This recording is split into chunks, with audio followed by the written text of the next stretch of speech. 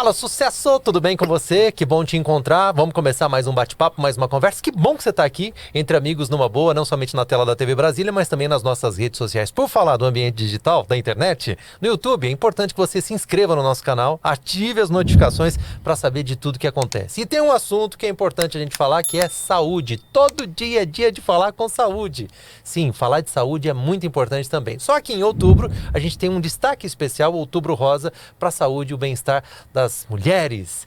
Atenção, meninas, o bate-papo de hoje vai ser muito significativo. Esclarecer dúvidas que normalmente pintam a respeito do exame, né, da mamografia, mas também vamos falar de outras questões. Estamos recebendo aqui, que prazer receber o senhor aqui, Dr. Felipe Cavalcante, que vai esclarecer todas as nossas dúvidas e muito mais. Bem-vindo. Obrigado pelo convite, Arthur. É um prazer estar aqui e tentar esclarecer alguns pontos e desmistificar algumas inverdades, alguns mitos sobre a mamografia, que é um exame tão necessário para o diagnóstico precoce do câncer de mama nas mulheres. E também nos homens, porque aonde tem mama, pode ter câncer. Isso pode ser, Arthur, um papo futuro, né? Porque tem muita coisa. Porque o câncer de mama também pode acontecer no homem. É mais raro, é 0,1%, mas pode acontecer. Pode acontecer. E também o diagnóstico começa da mesma forma? Diagnóstico da mesma forma. É aquele nódulo endurecido, que não se move, imóvel ali na mama, com alteração da coloração da mama, uma mama mais avermelhada, uma mama com um formato em casca de laranja, deformidade do mamilo, todas as alterações que são passíveis de acontecer na mama da mulher, também pode acontecer na mama do homem. Doutor Felipe, existem fatores de risco? Sim, existem alguns. O câncer de mama não tem um fator único. Ele é multifatorial, né? O câncer de mama ele pode acontecer em mulheres com obesidade, que estão com seu sobrepeso, né, acima do seu índice corporal, né, pessoas que menstruam muito cedo, que têm a menarca muito precoce, abaixo dos 12 anos de idade, ou mulheres que têm a menopausa muito tardia, acima dos 50 anos, dos 55 anos de idade, pessoas fumantes, com uso excessivo do álcool, e também tem os fatores genéticos, né? Que você já deve ter escutado falar, ou alguém na família, ou um parente, que a mãe teve câncer e a filha teve câncer. Essas pessoas, é importante a gente ter um acompanhamento mais perto do colega, do médico, da ginecologista, da sua mastologista, fazer os estudos genéticos, que é o BRCA1, BRCA2, para saber se essa pessoa tem alguma predisposição a mais de ter o câncer de mama. O senhor falou agora há pouco a respeito de ginecologista. De quanto em quanto tempo é importante fazer o exame da mama? Porque o ginecologista normalmente, 6 em 6 meses a mulher visita o ginecologista, em média, tal, né? O ideal é que ela vá a cada ano ao seu ginecologista, né? O Outubro Rosa, como nós sabemos, é uma campanha de conscientização para a prevenção do câncer de mama.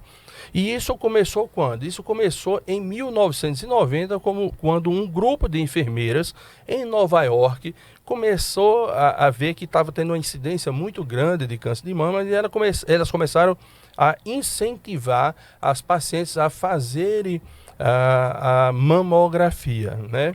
E em 1997, nos Estados Unidos, as empresas começaram a patrocinar o Outubro Rosa, e aí começou a ganhar mais corpo, e foi onde fizeram a primeira corrida pela cura do câncer de mama, né? Esse é um pouquinho da história, né, do Outubro Rosa. E foi a primeira campanha colorida que aconteceu no mundo. Depois vieram outras, como o Novembro Azul, que a gente está perto do novembro aí, como o Março Lilás e outras ainda, né? Em 2002, São Paulo fez projetou no Ibirapuera, naquele obelisco, pintou, projetou de rosa lá. Então foi a primeira campanha que aconteceu no Brasil. Em 2010, o INCA começou a entrar nesse circuito e começou a incentivar e a patrocinar estudos, e daí a história começa cada vez mais crescente e é uma campanha hoje mundial e internacional, que é o Outubro Rosa. A gente está divulgando essa campanha, enfim, é importante a gente falar sobre esse assunto o ano todo, nesse período de uma forma especial, mas uma dúvida que me surgiu aqui. Existem mulheres que ainda têm medo de repente se examinar, medo do diagnóstico, aquela história do, se procurar, acha, ainda tem um pouco disso, doutor? Ainda tem, por incrível que pareça, existem muitos pacientes que não procuram o médico, justamente por isso, se procurar, acha, né? E tem também, a gente está muito em moda nas fake news, tem aquelas fake news que falam que a mamografia dói. Não, a mamografia não dói, ela pode ser incômoda. Uhum. O importante saber é que os pacientes devem procurar fazer seus exames naquela época onde você não está perto do período pré-menstrual ou durante a menstruação. Porque, sabidamente, a mama nesse período ela está mais endurecida, mais engurgitada, mais sensível. Sensível, né? Então, o ideal, Arthur, é que as mulheres procurem fazer seus exames em outro período do ciclo menstrual, né? Agora, é difícil, a gente sabe que a fila de exame de mulheres no SUS para fazer a mamografia, às vezes tem mulheres que ficam 1 ano, 2 anos esperando fazer aquele exame. E quando ela consegue fazer aquele exame, é no período menstrual. Então, isso não invalida, ela pode fazer o exame de mamografia nesse período. Agora, a mama, como a gente já conversou aqui, ela está mais sensível para fazer a mamografia nesse período. Mas o diagnóstico é o mesmo, não muda nada. O diagnóstico é só uma questão de incômodo. O diagnóstico é o mesmo, é uma questão de incômodo. Agora, quanto mais a gente aperta a mama, melhor é a sensibilidade do método da mamografia. O que é a mamografia? A mamografia é um aparelho de raio-x, onde quem já fez mamografia sabe, eu estou falando aqui, elas vão imaginar como se estivesse fazendo um exame. A gente vai e coloca a mama da paciente naqueles 2 acrílicos e a gente vai e comprime a mama. A partir daí gera a imagem para que o médico radiologista possa analisar. Então, quanto mais você aperta a mama, melhor é a definição do seu exame. E Arthur, tem um trabalho que alguns aparelhos, a gente tem um aparelho que a gente dá para a paciente e deixa com que ela mesma comprima a sua mama. E por incrível que pareça, elas conseguem, quando ela fica com esse aparelho e elas fazem a compressão da mama, fica muito melhor de quando a técnica de radiologia comprime. É mais efetivo. Mais efetivo. Interessante. Existe algum hábito de alimentação? Agora há pouco falamos sobre cigarro, né, o tabagismo, mas existe algum outro hábito que pode estar associado com uma maior predisposição ou desenvolvimento de cânceres ou do câncer de mama especificamente? A gente está mudando muito o nosso hábito alimentar, né? Com esses fast food, em função dessa nossa vida corrida, da sua vida corrida, da nossa vida corrida, de todos nós. Então, é muito fácil você passar ali e comprar um sanduíche, né? Então, isso altera muito, como nós já falamos aqui, a obesidade é um fator de risco para desenvolver o câncer de mama, né?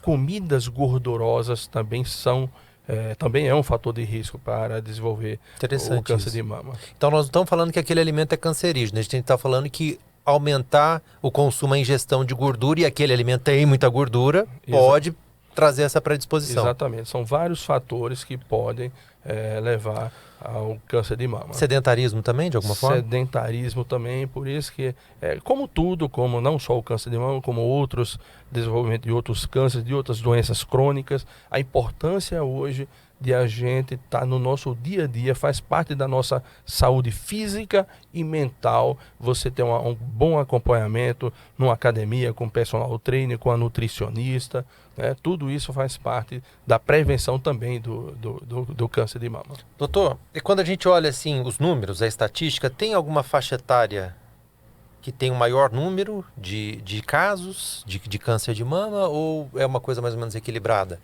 Tem. A OMS e o INCA, que é o Instituto Nacional do Câncer, ele preconiza com que todas as mulheres comecem a fazer a mamografia a partir dos 50 anos de idade até os 69 anos de idade.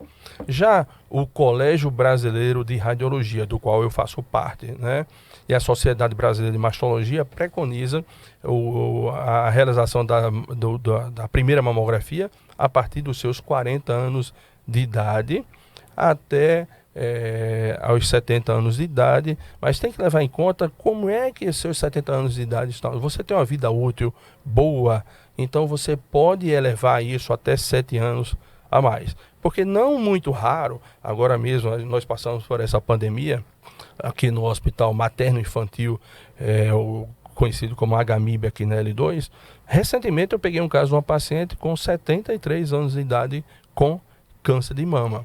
E eu fui perguntar para ela, disse, doutor, nessa pandemia, realmente eu não fiz os meus exames regulares, e essa história, Arthur, é uma história que se repetiu muito nessa pandemia. Então, muitas mulheres já vieram com câncer de mama, e isso é uma coisa, a gente pegou muito câncer de mama no estágio muito avançado, porque hoje, com essas campanhas do Outubro Rosa, com esclarecimento para a população em geral, isso foi uma coisa maravilhosa que trouxe para as mulheres, porque a gente está conseguindo diagnosticar exames muito precoces.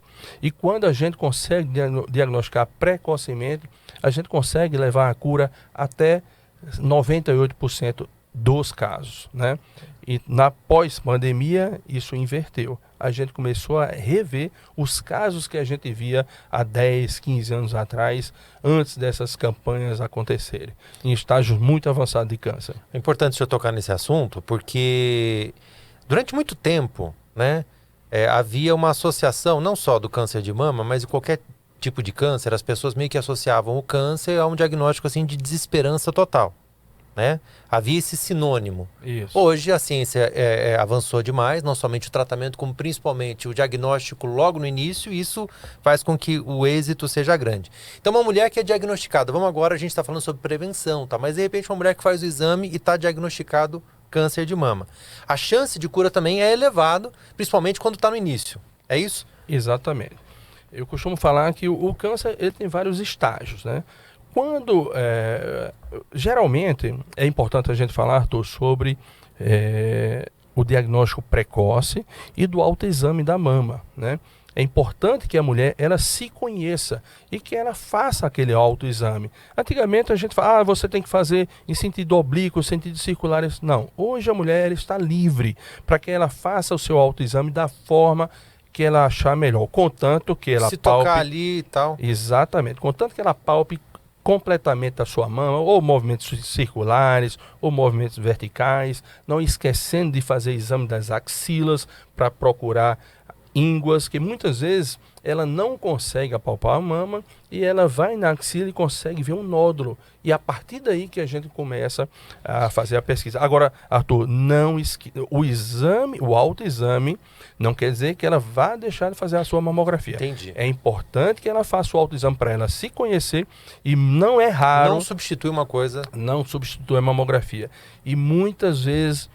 eu como radiologista, às vezes a mulher chega para fazer o exame, ela muitas vezes se toca, palpa, procura o médico especialista, ou o ginecologista, ou o mastologista, e eles encaminham para a gente. E a mulher, quando chega para fazer o exame conosco, ela fala, doutor, eu estou com um nódulo aqui.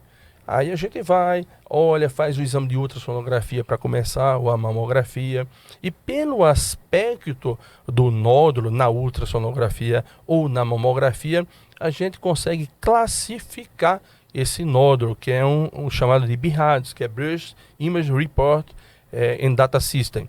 Isso é uma classificação que ela serve para todo o mundo. Ou seja, se uma paciente fez uma mamografia aqui comigo, ou uma ultrassonografia, ou uma ressonância magnética também, que essa classificação ela estendeu também para ultrassonografia e ressonância magnética.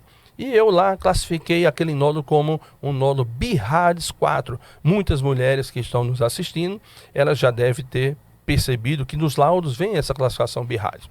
Então, se você for para os Estados Unidos, ou para Hong Kong, ou para qualquer lugar do mundo, e levar esse laudo e viu lá que tem uma classificação BIRADS, o médico especialista, o radiologista que mexe com mama, ele sabe que aquele é um nódulo suspeito. Então, a partir daí que a gente vai fazer os outros diagnósticos. Mas pode acontecer da mulher, no toque, identificar um nódulo e depois perceber, através dos exames, que ele não é maligno? Pode. E nem todo nódulo é maligno. Você pode ter um cisto, você pode ter um cisto infectado, que cresceu, mas endurecido. Todo nódulo tem que ser examinado? Todo nódulo tem que ser investigado, exatamente. Entendi. E quando, só para ver se eu entendi direito, quando falou da íngua, isso. A íngua não necessariamente é o nódulo, mas é o que o organismo está reagindo a um ataque, é isso? A criação de uma inflamação, é isso? É. Quando você tem um câncer de mama, no nosso exemplo aqui, o câncer de mama ele tem dois tipos de metastatizar. Ele pode metastatizar para o sistema linfático, ou por via linfática, ou por via hematogênica. Entendi. Quando ele vai por via linfática, a gente geralmente ele começa com nódulos na região axilar, na base do pescoço, né? E quando ele dá metástase por via hematogênica, aí consegue ir para órgãos distantes, como o cérebro, como o fígado, como o pulmão, como os ossos, né? E o que é metástase? Metástase é justamente quando o câncer ele deixa aquela localização inicial, que é a mama, e procura locais distantes. Por isso que é importante, quando você está com suspeita do câncer de mama, você fazer todos os procedimentos, que são as biópsias de mama. Hoje nós temos na nossa clínica a mamotomia, que dependendo do tamanho do nódulo, até 2,5, 3 centímetros, a gente consegue extirpar totalmente esse nódulo. Depois ele vai para outro médico, que é quem? O médico patologista, que ali ele vai dar o diagnóstico. Ó, é um câncer, tipo tal, ele responde bem a esse quimioterápico, ele responde bem à radioterapia, ele responde bem à imunoterapia. E com relação a onde procurar esse atendimento, né? Agora há pouco falamos que a rede pública oferece o exame. Isso. Nem sempre com a urgência necessária, tal, etc. Mas a rede privada também oferece. Qual que é a importância, de repente, procurar uma clínica certificada, que tem uma boa estrutura? Que diferença faz isso? O Sistema Único de Saúde, ele autoriza a todas as mulheres a partir dos seus 40 anos a fazer a sua mamografia. Agora, o que nós falamos aqui, a grande dificuldade é a fila, que é muito grande, né? São muitas pessoas. Então, existem várias clínicas que têm mamografia digital, né? E a gente consegue dar suporte ao sistema, à saúde do Estado também, aqui do Distrito Federal, né? Na nossa clínica, nós somos certificados, a única clínica certificada do Distrito Federal pelo PAD, que é a certificação. Nós somos certificados também pelo INCA, né? O PAD é pelo Colégio Brasileiro de Radiologia e o INCA na parte de mamografia. E é importante, isso é um diferencial. Isso é um grande diferencial para um diagnóstico mais seguro para as pacientes. E também tem um espaço que é oferecido para as mulheres, que é uma coisa exclusiva também, um diferencial interessante, né, doutor? Lá nós temos um espaço da mulher, né, onde fica a mamografia, densitometria, ultrassonografia, e são exames feitos por mulheres, né? E a partir daí a gente consegue chegar a um diagnóstico mais preciso, né? E se precisar fazer biópsia, ou corebiópsia, ou mamotomia desses nódulos suspeitos. Certo. Voltando a falar no caso do câncer que foi identificado. Vamos lá, de repente tem aquele tumor, é um tumor? Isso, um tumor. 2 centímetros? 2 centímetros. Tal. Como é que é feito esse tratamento? Como é que... porque às vezes as mulheres pensam, poxa, isso vai acabar com a minha vida, com a minha mama. Como é que hoje está a tecnologia nesse sentido, doutor?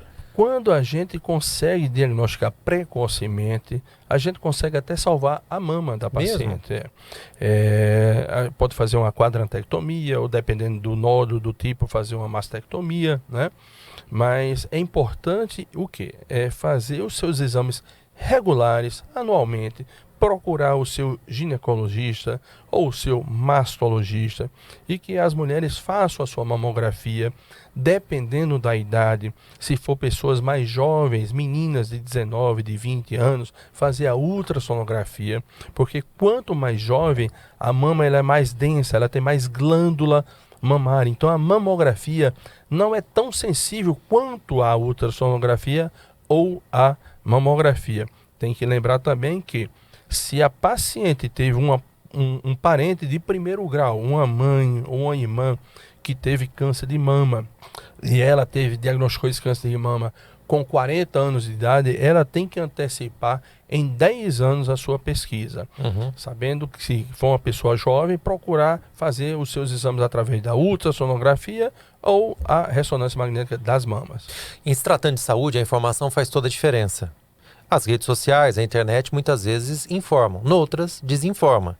Por exemplo, a gente às vezes vê tratamentos alternativos, né? Algumas coisas que de repente não tem tanto ali o amparo científico.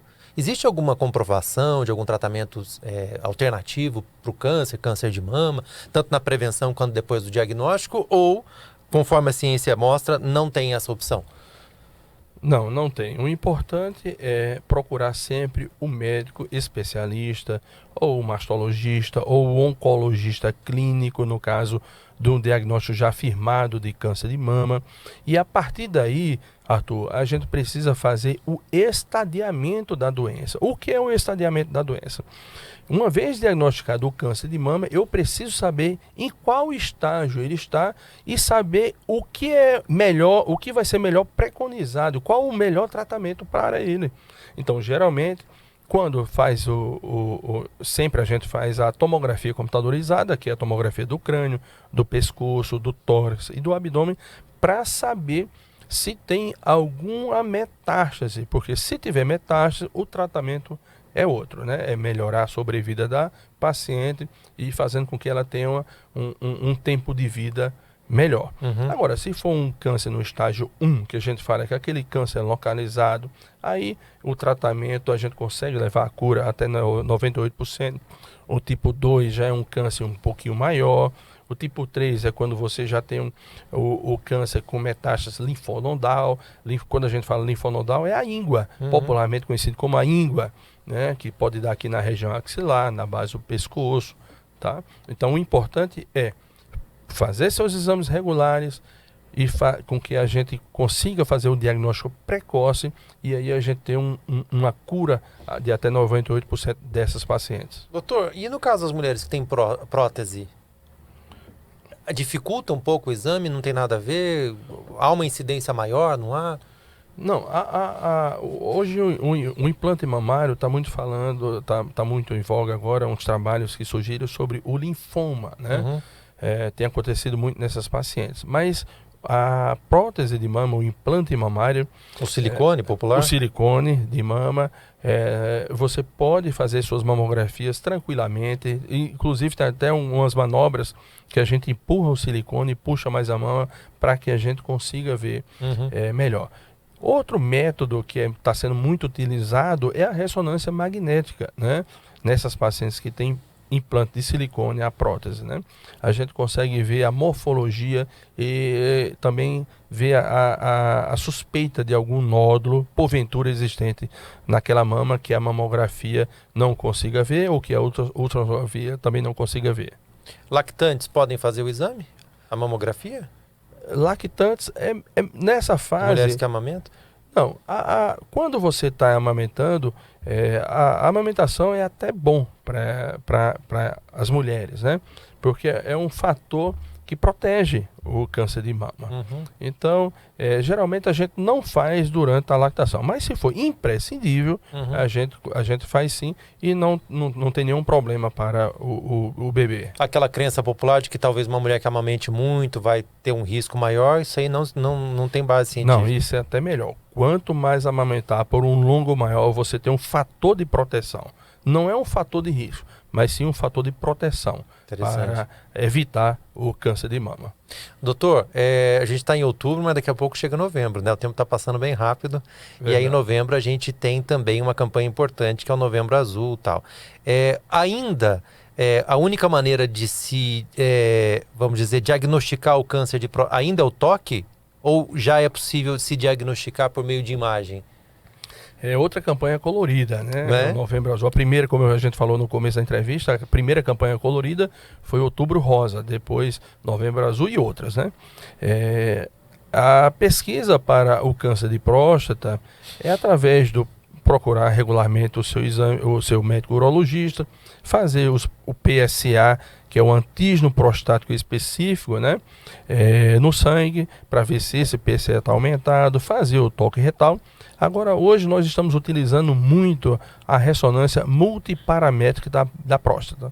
O que é isso? É um exame que a gente faz na ressonância, tá? É um exame com contraste. O contraste não tem problema de reação alérgica, é raríssimo isso. O volume é muito pequeno e a gente consegue ver a morfologia da próstata, a gente consegue ver a celularidade da próstata e a gente consegue ver a perfusão da próstata. Mas isso é um assunto que a gente pode bater um papo para o Novembro Azul, Arthur. Já fica então combinado você voltar aqui para a gente falar sobre isso, porque a saúde masculina também é importante e às vezes os homens deixam de se cuidar pela falta de conhecimento, informação, preconceito. Preconceito, né? O medo do toque retal, né? Então nós podemos usar hoje como uma grande ferramenta de ajuda aos pacientes, aos médicos urologistas, a ressonância magnética multiparamétrica da próstata. Que maravilha. A tecnologia ajudando então a salvar vidas. Além dos nódulos, existe algum outro sintoma então que as meninas precisam estar atentas? O importante é sempre fazer o autoexame, procurar ver alguma deformidade na mama, aquela mama avermelhada. A mama avermelhada pode ser uma mastite com a inflamação da mama ou também pode ser um câncer de mama, um carcinoma inflamatório, né? Uma inversão do mamilo, né? Uma alteração da forma do mamilo, ele começa a se retrair, aquele nódulo endurecido, fixo. Quando você palpar um nódulo fixo, aí sim você tem que procurar o seu médico especialista, o ginecologista ou o mastologista. Entendi. Por falar em procurar, deixa por favor aqui um canal aí para nossos telespectadores, as nossas amigas poderem procurar, entrar em contato, também onde encontrar a clínica, de repente marcar uma consulta, como é que faz? Na clínica particular, eu sou diretor técnico da Clínica Perfecta de Diagnóstico por Imagem, que fica na L2 Sul, na 611 Sul, e temos também no Centro Clínico Sul, no setor hospitalar. Nós trabalhamos lá com uma grande equipe de médicos radiologistas e médicas também especialistas no cuidado da mulher, na ultrassonografia, na mamografia, na densitometria. É importante também, Arthur, a gente falar da densitometria. A gente falou muito sobre a obesidade. Hoje nós temos aparelhos, os novos aparelhos de densitometria, você consegue ver a quantidade de massa magra e massa gorda daquele paciente, aquele índice corporal. Porque você tem o seu corpo, eu tenho o meu corpo, então você é o magro, então cada pessoa tem o seu índice corporal. E isso é importantíssimo você fazer a densitometria de corpo inteiro para ver a sua massa corporal magra. A composição mesmo. E a massa corporal gorda. Uhum.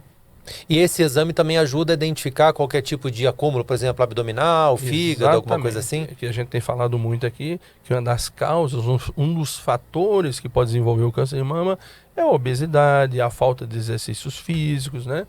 Isso tudo faz parte da pesquisa. Está sempre acompanhada por uma nutricionista. Isso é interessante. Se cuidar. Se cuidar, exato. Estamos aqui para falar de saúde, né? Exatamente isso, né? Porque muitas vezes quando a gente fala de diagnóstico, de exame, de cuidado, a gente não está falando a gente está falando de saúde, para você se precaver, para você realmente antecipar e se houver algum diagnóstico, hoje a ciência, a medicina tem avançado e ajuda muito no tratamento daqueles que procuram quando está cedo. Quando já está mais adiantado, aí complica mais, né, doutor? Tudo quando está mais tarde é mais difícil, né?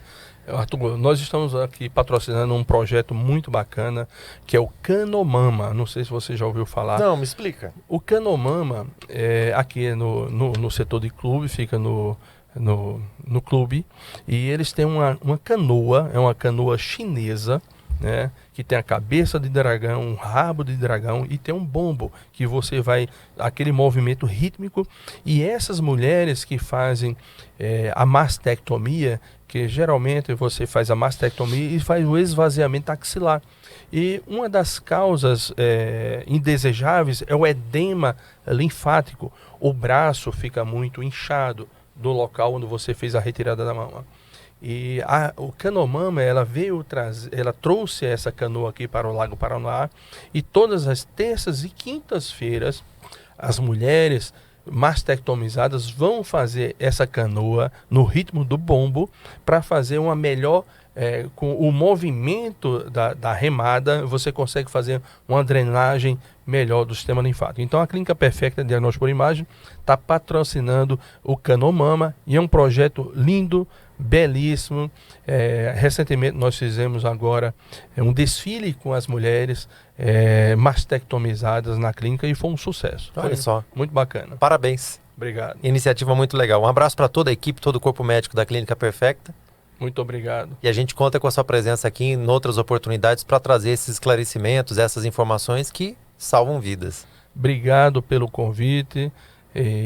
Mulheres, o que eu deixo para vocês aqui é fazer os seus exames precoces, né? E falar também sobre a lei dos 60 dias. A lei dos 60 dias, o que é isso? Uma vez diagnosticado que você tenha o laudo anatomopatológico do câncer de mama, o governo tem que prover durante até os 60 dias o início do tratamento do câncer de mama. Uhum. Isso é uma coisa que poucas pessoas sabem. Sim, exatamente. Olha, se você tiver alguma dúvida, pode deixar sua pergunta aqui no nosso post, né, do nosso podcast. A gente encaminha também para o Dr. Felipe, agradecer muito a presença dele mais uma vez e a sua audiência também. Hoje falamos sobre um assunto muito importante, Outubro Rosa, com a presença aqui do Dr. Felipe Cavalcante. Agradecer e novamente te convidar para se inscrever, hein? Se inscreva no nosso canal, ative as notificações para saber de tudo que acontece. Valeu!